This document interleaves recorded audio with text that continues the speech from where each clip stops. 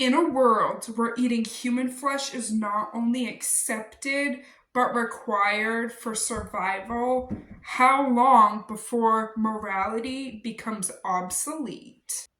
Welcome to Bound to Books. I'm not Princess Jasmine, and here we don't just read, we rant, we rave, and roast books with zero chill.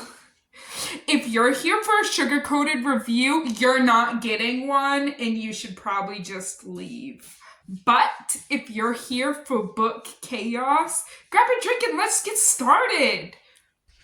And roast books with zero chill. If you're here for a sugar-coated review, you're not getting one, and you should probably just leave. But if you're here for book chaos, grab a drink and let's get started. That one-liner was truly haunting. Take a second to let that sink in. Have you had enough time? Well, let's start talking about Tender is the Flesh then. Tender is the Flesh has a reputation of being one of the most disturbing dystopian horror books of all time, and that is part of the reason why I wanted to read it so much. I picked up a copy of this book at my local Barnes & Noble store.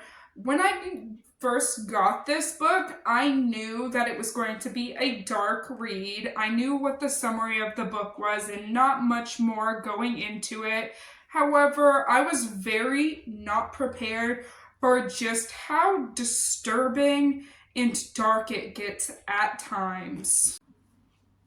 Tender is the Flesh has actually been translated into English as it is a worldwide best-selling book. This book is originally written by an Argentine author, and her name is Agustina Basterrecka. A woman actually wrote this book, which I can't tell if it makes it more disturbing or less disturbing given the contents of the book. Now, before we actually get to the juicy part and figure out what makes this book so intense, we need to first discuss what this book is truly about. I'd like you to imagine a world where animal meat is no longer safe to eat. A virus wipes out livestock, forcing humanity into a horrifying choice. Go vegan or eat each other. Society quickly adapts.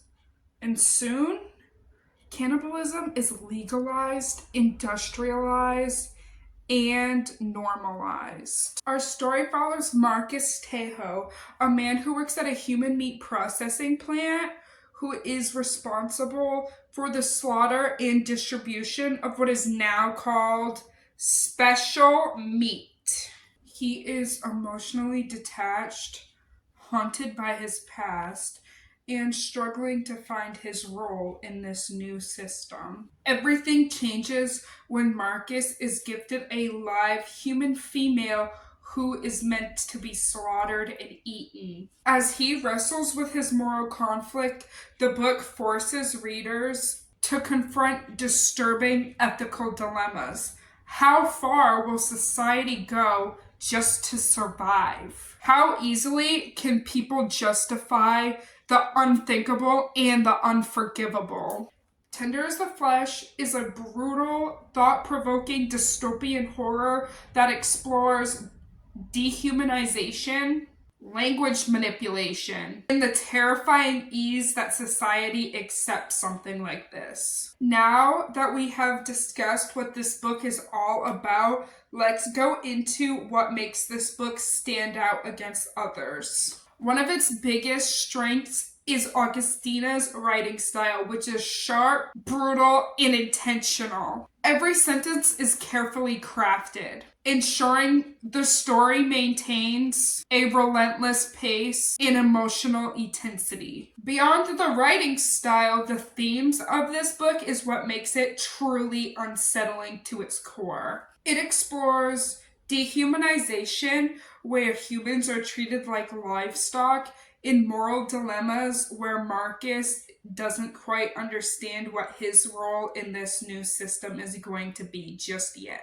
The way language manipulation is used, using terms like special meat, replacing human flesh, makes the horror feel disturbingly normal. Several moments in this book leave a long-lasting impact, which includes the eerie descriptions of the slaughterhouses, Marcus' complicated relationship with his female human to be slaughtered, which he names Jasmine, and the gut punch ending that lingers long after the book is finished. There is two sides to every coin, and like such, not everybody feels the same way about this book.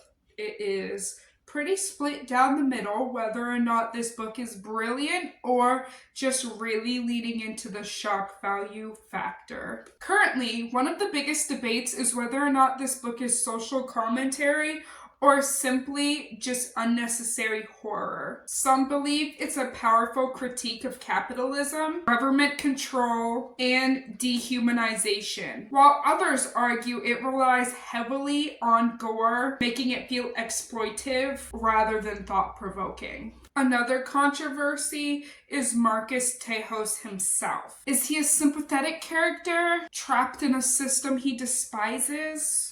His treatment of Jasmine sparks major ethical questions, making readers question where his loyalties really are. This book also pushes the boundaries of graphic content, leading some to wonder if they go too far.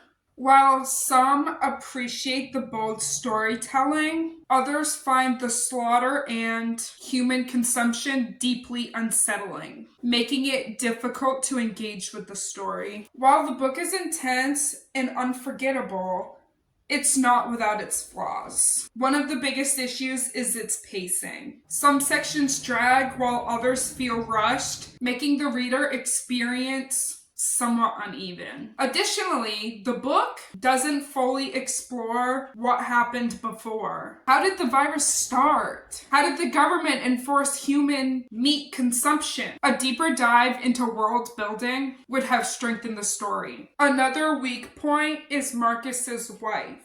She is barely mentioned throughout the book, but plays a crucial role in the ending, which makes her absence seemed more like a missed opportunity for emotional depth. And finally, the believability of the concept is questionable at best.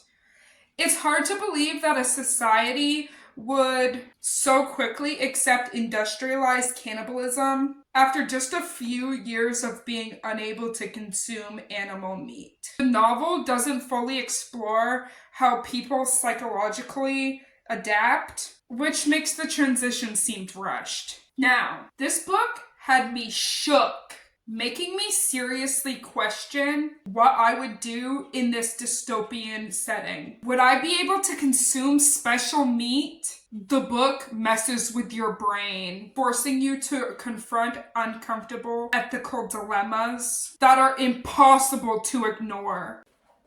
If you love dystopian horror, books that tackle controversy topics, or stories that linger with you long after you finish the book, you would enjoy this book. After finishing Tender is the Flesh, I was left deeply disturbed.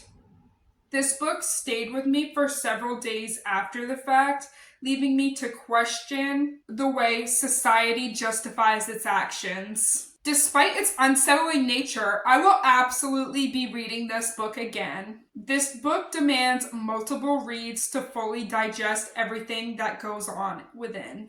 After analyzing its themes, strengths, and weaknesses, it's time to give Tender is the Flesh the overall rating of the day. The writing style is razor sharp and intensely gripping, earning a 5 out of 5 stars for its brutal but effective prose. The world building, however, leaves a lot of unanswered questions, particularly about how society so quickly adapted to industrialized cannibalism, giving it a 3 out of 5 stars. The characters are compelling, but Marcus's wife is undeveloped, giving it a 3 out of 5 stars. The pacing is uneven, with slow moments dragging down the intensity, resulting in 3 out of 5 stars. However, the emotional and psychological impact is undeniable. It's disturbing, thought-provoking, and lingers with you long after you've finished, earning a total overall score of 3.5 out of 5 stars.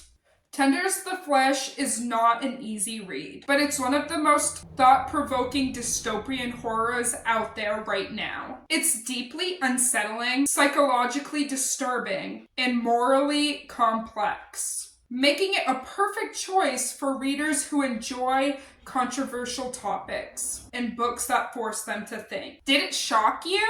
Or do you think it went too far? Let's continue the discussion in the comments. I will see you next time when I come up with another review. Thank you for tuning in to Bound to Books. I'm not Princess Jasmine, your new book-obsessed bestie, and I can't wait to see you in the next video. Have a great day! I got too many hoes, but they ain't you. You like to put that shit in your nose.